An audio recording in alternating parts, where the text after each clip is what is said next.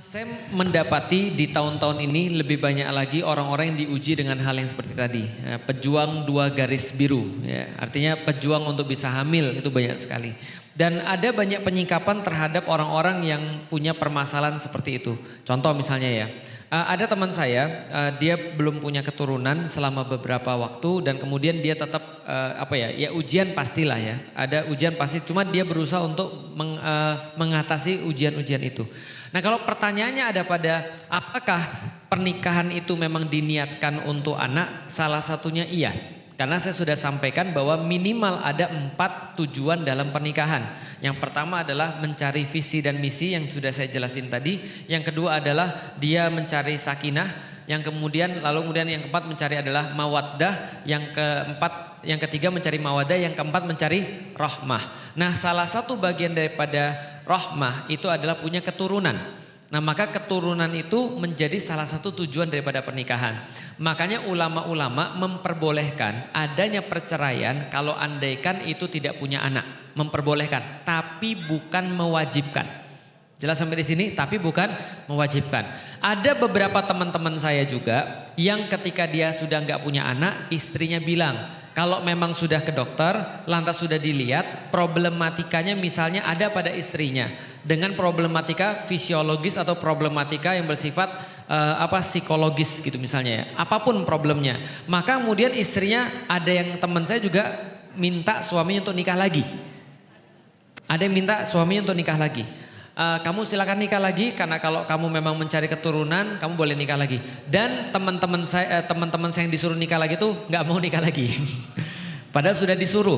Nah tapi boleh nggak? Boleh, bisa difahami ya sampai di sini ya. Nah jadi ada juga yang memang karena mencari keturunan terus dia nikah lagi. Nah pertanyaan berikutnya, bagaimana caranya supaya kita itu bisa menerima dengan semua itu? Ketahui bahwa ujian-ujian semacam ini itu justru terjadi pada para nabi. Jadi Rasulullah juga diuji dengan hal yang sama. Anda bisa bayangkan di sebuah society, di sebuah komunitas masyarakat yang sangat judging seperti orang-orang kafir Quraisy. Mereka cuma menghormati seseorang karena banyaknya anak atau banyaknya harta. Makanya di dalam Al-Quran coba lihat bagaimana kondisi masyarakat pada saat itu yang dilihat nasab, harta, anak. Mereka berbangga-bangga dengan anak, berbangga-bangga dengan nasab, berbangga-bangga dengan harta. Rasulullah itu almost perfect bagi mereka. Cuma satu hal yang dijadiin sebagai sindiran dan ejekan yang paling berat pada Rasulullah adalah bahwasanya Rasul tidak punya anak. Kenapa? Karena anak Rasul semuanya perempuan. Yang laki-lakinya semuanya meninggal. Dan itu dijadiin oleh masyarakat Quraisy pada saat itu untuk ngegoreng bahwasanya Rasulullah itu justru sial. Bayangin aja punya anak meninggal. Maka mereka ngejek Rasulullah. Maka Allah turunkan dengan ayat inna syani'aka huwal abtar. Sesungguhnya orang-orang yang mengejek kamu, membenci kamu, menuduh kamu bahwasanya kamu tuh sial dan tidak disayang oleh Tuhan. Karena anak laki-lakimu meninggal semuanya, bahwa itulah orang-orang yang justru terputus daripada rahmat Allah. Jadi Allah katakan abtar artinya terputus dari keturunan. Terputus dari rahmat Allah dan terputus dari keturunan. Kenapa? Karena ternyata anak-anak mereka yang ngejek Rasulullah itu semuanya bukan ngefans pada bapaknya, tapi ngefansnya pada Rasulullah. Artinya kita harus mulai berpikir sebagaimana Rasul ditraining oleh Allah. Bahwasanya justru yang disebut dengan keturunan yang bisa mendoakan kita kalau kita sudah meninggal itu bukan hanya anak biologis tapi juga anak-anak ideologis. Dan bentuk kita ridho terhadap keputusan Allah sebagaimana yang tadi Mbak sampaikan kan bukan maunya saya untuk dilahirkan dalam kondisi seperti ini. Seperti bukan maunya Felix lahir dalam kondisi sipit atau saya lahir dalam kondisi misalnya contoh dalam kondisi lahir di kota Palembang misalnya, bukan kemauan saya. Kalau misalnya saya bisa milih mah gitu kan ya, saya tentu saja dikasih katalog gitu kan ya, kayak orang mau potong rambut gitu kan ya, saya tentu pilih wajah saya lebih cakep dong gitu kan ya, walaupun saya sudah cakep gitu. Nah tapi artinya ketika kita ridho dengan keputusan Allah, itu tanda Allah ridho kepada kita. Dan itu memang berbeda-beda caranya dan berbeda-beda pelajarannya. Mungkin Mbak dikasih lebih daripada orang lain supaya Mbak pengen ditempatkan oleh Allah lebih daripada orang lain. Makanya saya bilang pada beberapa teman-teman saya itu, ya nggak ada yang bilang itu mudah. Jelas susah. Karena kenapa? Saya udah bilang, istri saya aja ketika kosong misalnya baru 2 tahun aja, kan orang-orang kan ngarep kalau kita nikah langsung punya anak ya. Dia kan nggak tahu prosesnya, dia nggak tahu seperti apa kondisinya. Ditanya kan sudah punya anak berapa? Istri saya bilang belum. Kok belum sih? Itu kan pertanyaan jahat. Paham gak sih maksudnya?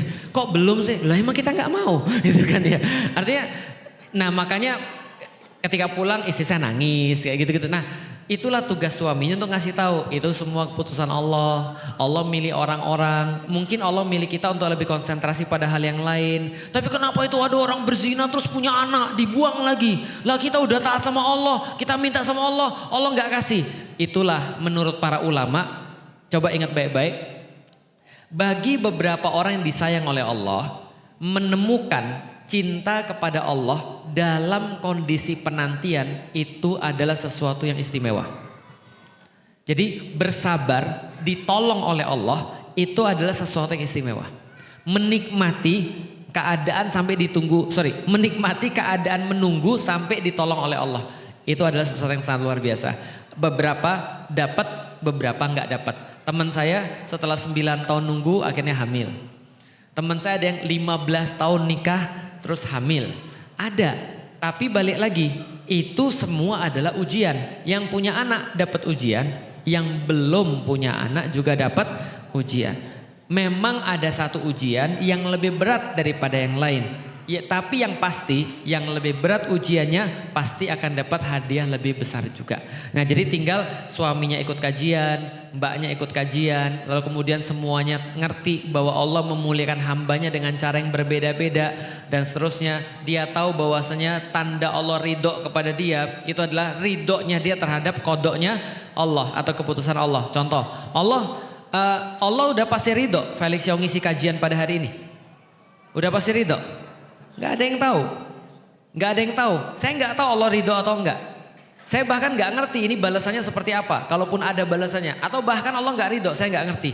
Tapi yang kita tahu ada orang-orang yang sudah jelas ridhonya Allah kepada dia. Ada yang sudah jelas. Siapa mereka? Orang-orang yang sudah Allah kasih ketetapan kepada dia dan dia terima. Itu Allah ridho sama dia. Lihat orang-orang di Palestina. Anak 4-4-nya meninggal. Suaminya meninggal juga. Apa yang dia doa pada Allah? Ya Allah, ambil sampai engkau ridho. Aku ridho ya Allah. Maka ridhonya dia itu sudah pasti ridhonya Allah. Jadi kira-kira itu adalah cara kita ngelihat orang ridho sama Allah ridho atau enggak sama kita. Wallahu a'lam bishawab.